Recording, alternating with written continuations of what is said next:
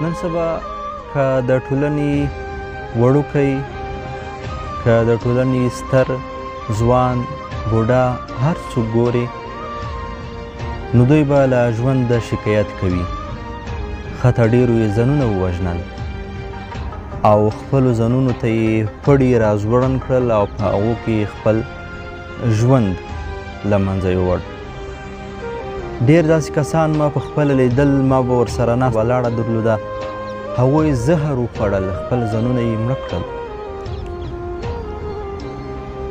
ډېرې ښځې مو په ټولنه کې د بدبختیو، د بدو رواجونو له امله د خسر په کور کې خپل ځان رازوړن کي، یا زهر وخوري او یا هم شیشې وخوري. ولې یو څوک دې حد ته راورسي چې دونه یو غټ تکلیف په ځان باندې تیر کړي، له ژوند څخه ورتیر شي، خپل ژوند پرېږدي او خپل ځان و مرګ ته حواله کوي. دا رونو ګوره ډېره اسانه او اسوده موضوع نه ده چې یو څوک دې په دونه اسانۍ سره مرګ ډېر تریخ دی، هغه که حیوان ته دی، هغه که انسان ته دی، هغه که هر چا ته دی، مرګ ډېر تریخ دی. مګر زموږ او ستاسو په ټولنه کې د نړۍ په اوله کچه هیواد، خاصتا په پښتنو کې چې ځان وژنې زیاتې دي، خلک یې ځانونه وژني، ښځې یې ځانونه وژني. مخکې ما د رواني ستونزو په ارتباط بعضې ویډیوګانې جوړې کړې وي، امید دی چې تاسو به هغه لیدلې وي او له هغو څخه ما یو څه ګټه اخیستې وي. خو په دغه ویډیو کې غواړم د دغه مرګونو د وژنو د خپل ځان په ارتباط یو څه ووایم. دا د ټولنې ستونزې، د ټولنې د کور ستونزې په یو انسان باندې کله چې باد شي، زیاتې شي، د اوږو دونه توان نه وي چې هغه باج تر خپل منزله ورسوي، نو په دغه وخت کې دغه انسان مجبوریږي چې له دغه باج اوږه ایسته کړي او ځان په یوه داسې خوب باندې ویده کړي چې بیا هیڅکله هم و دغه ټولنې او دغه ژوند ته روانه ګرځي.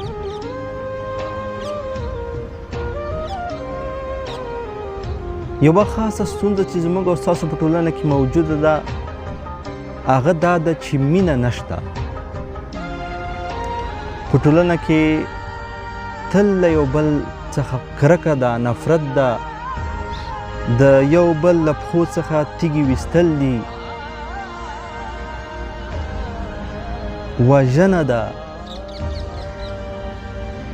په ماشومانو باندې جنسي تیری کول دي چې بالاخره د دغه جنسي تیري د نورو بدو عواقبو سره چې دوی مخ کیږي، د دوی ذهن له پوره انفجار سره مخ کیږي. کله چې د دوی ذهن انفجار وکړي، د دوی مغز به په مکمله توګه د ډیپریشن ښکار وي، د ژور خفګان ښکار وي، دوی به سټریس لري، دوی به انزایټي لري، دوی به ډیپریشن لري، دوی به نورې رواني ناروغۍ لري او بالاخره دغه سړی، دغه کس مجبوریږي چې په ټولنه کې یا خو داسې نارواو کړنو ته مخه کړي چې هغه ټولنه بدبخته کړي، او یا خو دې ته مخه کړي چې خپل ځان وژني، یا خو به نور وژني او یا خو به ځان وژني. که له دې رواوړو په دې بل اړخ وګورو چې زموږ په کورونو کې ښځې ولې خپل ځانونه وژني. دا ټول هغه سپین واقعیات دي چې له ما څخه تاسو ته ډېر ښه معلوم دي. ولې ښځې په خپلو کورونو کې خپل ځان رازوړندوي او ځان وژني؟ علت دا دی چې په ښځه باندې چې کله نوي کور ته راشي، هغه نه بلده وي، هغه له نوي ماحول سره وي، په هغه نوي ماحول کې بلدیا وخت غواړي، نو په دغه وخت کې چې هغه نوي هم وي، بلده هم نه وي، د کورنۍ لخوا ورباندې فشارونه هم زیات وي او بدې ردې هم زیاتې وي او له هغې څخه په هغه اندازه چې زیات کار یې هغه یې نشي کولی، مګر کورنۍ ترې غواړي یا دغې ښځې ته خدای تعالی اولادونه نه ورپه نصیب کوي مګر کورنۍ ترې اولادونه غواړي یا خاوند یې ترې اولاد غواړي. حال دا چې دا هر څه د خدای تعالی لخوا دي مګر دوی مجبورې شي هغه ښځې د دغه ټولو نخوالو په نظر کې نیولو سره. نور ډېرې بدې نخوالې شته زموږ په ستاسو په کورونو کې. مجبورې شي چې خپل ځان له خوږ ژوند تېرې شي او ځان مړ کړي، زهر وخوري او ځان رزوړن کړي. ځوانان مو ولې په داسې ډول ناروغیو باندې اخته دي چې ځان وژنې ته مخه کوي؟ د هغه مخکیني لاملونه ما درته وویلې چې په ټولنه کې دغه بد رواجونه، دغه بدې ناخوالې او د نفسي تږو ناروا غوښتنې ماشومتوب څخه انسان په دې اړ باسي چې هغه د ناروغي د دماغي د عصبي ناروغیو ښکار شي.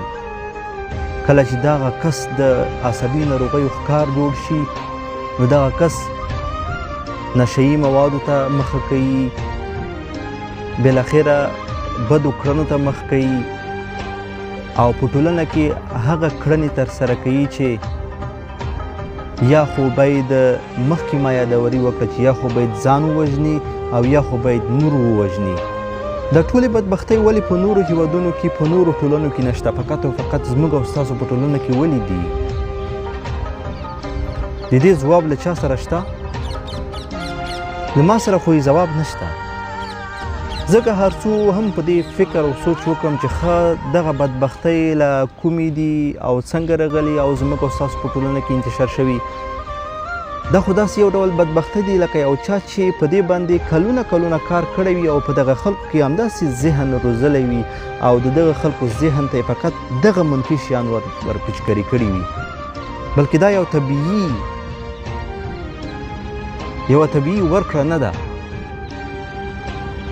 دا زه یوه طبیعي ورکړه نه منم چې له پیدایښت سره سم به له یو انسان سره داسې اعمال، داسې بد اعمال، داسې بدې کړنې هم په ټولنه کې پیدا کېږي.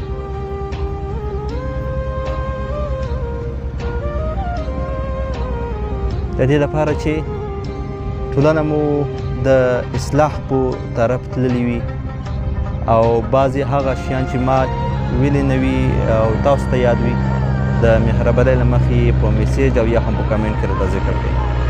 والسلام علیکم ورحمة الله